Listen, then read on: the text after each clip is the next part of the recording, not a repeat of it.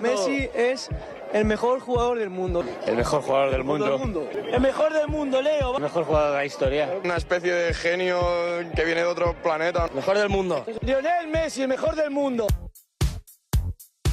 Bienvenue dans la quotidienne. Victoire 6-1 du Barça hier soir face à Eibar. 4 buts pour la Pulga qui en est désormais à 302 réalisations simplement au Camp Nou.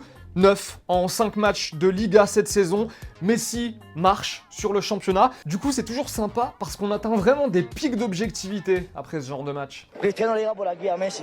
Cristiano no tiene nada que hacer. O sea, Cristiano gana el Balón de Oro porque ha hecho 2 partidos buenos en la Champions. La une de Sport, journal pro-catalan, on le rappelle, regardez. Quand tu es heureux, nous sommes heureux. Et regardez, tout en bas, Neymar demande la vente de Cavani, le Brésilien qui aurait directement appelé Nasser pour demander qu'on vende le plus rapidement possible le buteur uruguayen. Et si possible, nous dit-on, dès le mercato d'hiver.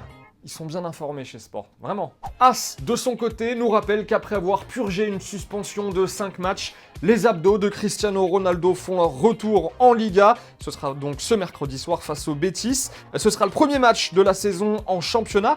Mais est-ce qu'il peut mieux faire, Ronaldo, que la saison dernière? Ça va être difficile en fait, pour Cristiano de faire mieux, mais comme c'est quelqu'un d'ambitieux, comme c'est quelqu'un qui veut toujours plus, comme c'est quelqu'un qui veut toujours montrer qu'il est le meilleur, moi ça ne me surprendrait pas de toute façon qu'il fasse mieux. La question du jour, qui marquera le plus de buts cette saison en Liga entre Messi et Cristiano Ronaldo? On rappelle que le Portugais en a déjà 9 de retard sur l'Argentin, mais selon moi, ça peut aller très vite. Les blessures, les méformes, la saison est longue et selon moi, il y a plus de joueurs capables de donner des bons ballons à CR7 au Real que pour Messi au Barça.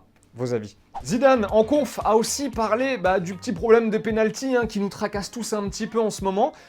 Impossible au Real, impossible. Nosotros preparamos los partidos y sabemos quién va a tirar los corners, quién va a tirar los penaltis. Pero yo no te voy a hablar de lo que pasó en el Paris Saint-Germain. D'ailleurs, hier, nous vous demandions qui doit les tirer, ces fameux pénaltys au Paris Saint-Germain. Memento nous dit Cavani, il a brillé après avoir été dans l'ombre de Zlatan pendant plusieurs années. Si Neymar lui fait vraiment trop d'ombre, il partira, Edinson Cavani. Hamid, lui, nous dit Neymar, dans chaque club, c'est le meilleur joueur qui tire les pénaltys. Et Neymar est le meilleur joueur du PSG. Coup de tonnerre à l'OM, c'est plus grave que prévu pour Mitroglou. On apprend aujourd'hui que le joueur pourrait ne faire son retour à la compétition qu'à partir de mi-octobre. Des examens récents auraient mis en évidence un autre pépin physique. En plus de sa blessure à la cuisse, on rappelle que quand il est arrivé, normalement, il devait jouer au bout de 2 semaines. Un tweet nous a beaucoup fait rire. Regardez, d'après l'équipe, l'OM a acheté l'âme de Mitroglou pour 15 millions et devra rajouter 12 pour récupérer son corps. Bien joué. Petite pause dans la quotidienne. Un détour par l'Écosse, un but filmé en tribune. C'est toujours sympa.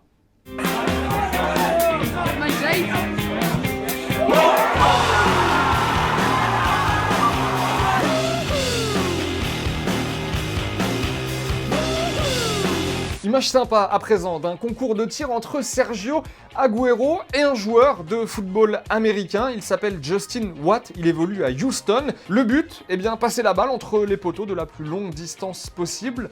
Loin, très loin d'être ridicule le Kun, regardez.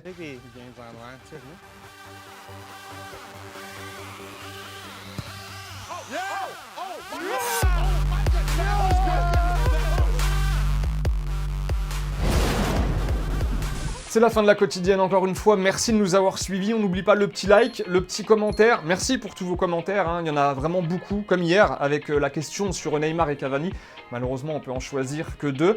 Demain et après-demain, c'est l'ami Christophe Abel qui vous présentera la quotidienne, parce que nous on se retrouve dimanche dans Téléfoot, comme d'hab, on va se quitter en images et en musique, un grand merci à vous, et à très vite, ciao.